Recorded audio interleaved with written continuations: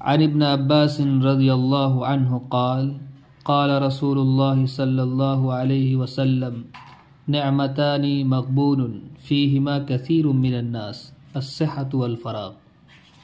عبداللہ ابن عباس رضی اللہ عنہما کہتے ہیں کہ نبی کریم صلی اللہ علیہ وسلم نے ارشاد فرمایا، دو نعمتیں ایسی ہیں جن میں اکثر لوگ خسارے اور گھاٹے میں ہیں، ایک صحت اور دوسری فراغت۔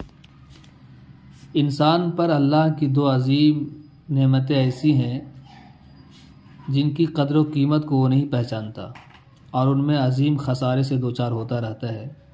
وہ نعمتیں تندرستی اور فارغ البالی ہیں، اس لیے کہ انسان اللہ کی عبادت اچھے ڈھنگ سے اسی وقت کر سکتا ہے جب وہ صحت و مند اور فارغ البال ہو۔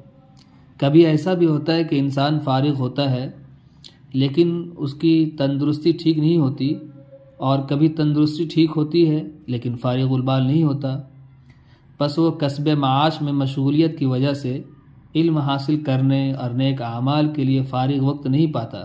لہذا جسے یہ دو نعمتیں میسر ہو اسے چاہیے کہ ان دو نعمتوں سے وہ فائدہ اٹھائے اور اپنے آپ کو خسارہ سے بچائے۔ اللہ تعالی ہم سب کو قرآن و حدیث کے مطابق زندگی گزارنے کی توفیق عطا فرمائے۔